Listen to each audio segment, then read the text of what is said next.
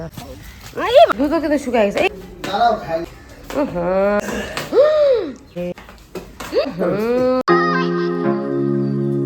Hello friends, good morning. তোমরা সবাই কেমন আছো? আশা করছি তোমরা অনেকটাই ভালো আছো। তো আজ তোমাদের সামনে আমি লালিয়া সুন্দরী কিছু স্মৃতির ভিডিও নিয়ে আসলাম, মানে পুরনো ভিডিও যখন লালি ছিল। লাস্ট যখন আমাদের সুন্দরী লালি দুধ খাওয়ার চেষ্টা করে, দেখো এই দিনের পর থেকে কিন্তু সুন্দরী আর ওর মার দুধ খাইতে চায়নি।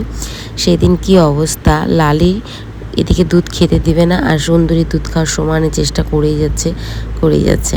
বেচারা যে কতগুলো লাত খেলো তার ঠিক নেই। একবার তো মুখের মধ্যে এমন একটা বাড়ি খেয়েছে, বেচারা কিছুক্ষণের জন্য একদম দাঁড়িয়ে পড়েছিল। কিন্তু এদিকে কিন্তু লালি লাত মারা বন্ধ করছে না, ও লাত দিয়ে যাচ্ছে আর সুন্দরীর চেষ্টা করে যাচ্ছে। ওইটাই ছিল কিন্তু ওর লাস্ট দিন। তো দেখো সময়টা কত তাড়াতাড়ি পেরিয়ে যায়। তারপরের থেকে কিন্তু সুন্দরী একদমই দুধ খায়নি।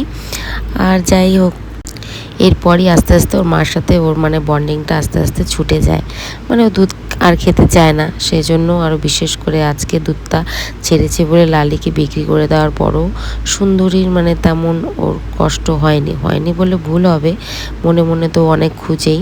আর প্রথম দিন রাতে কিন্তু অনেক চিল্লাচিল্লি করেছে মামা করে, অন্য সময় এরকম চিল্লায় না, তোমাদেরকে তো বলেইছি। তারপর রাতেবেলা কিন্তু যখন ও চিল্লাচ্ছিল, তারপর লাইট জ্বালিয়ে গোয়াল ঘরের ওকে আদর টাদর করে তারপরে ও শুয়েছে।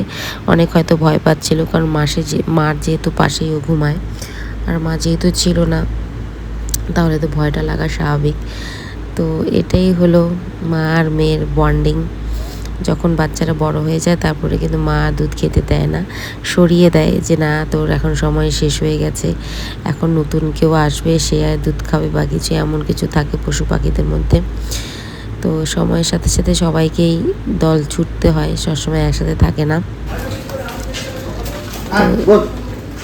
তো তোমরাও দেখো ভিডিওটা, আশা করছি তোমাদের ভালো লাগবে আর তোমরাও এনজয় করবে। লালিয়া সুন্দরীর মস্তি, তারা ঘুরে বেড়াচ্ছে। তো দেখো আর তোমরা এনজয় করো। দেখো তাও ছাড়ে না, একটু পরে পুরো আসছে দুধ খাবে, দুবেলার জন্য খাইতে চায় না দানা, পুরো ইস দুধ খায় তাই, তারপরে ঘাস খায়। আর দিবে না, কয়েকদিন পরে দেখবো একদমই দিবে না দুধ, দিবে না কোথা থেকে, তাহলে দুধ শুকায় গেছে না, ছাড়ার টাইম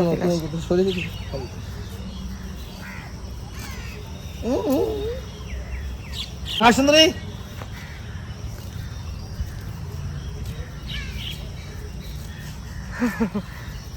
ওর পেট ভরবে তারপরেই ছাড়বে।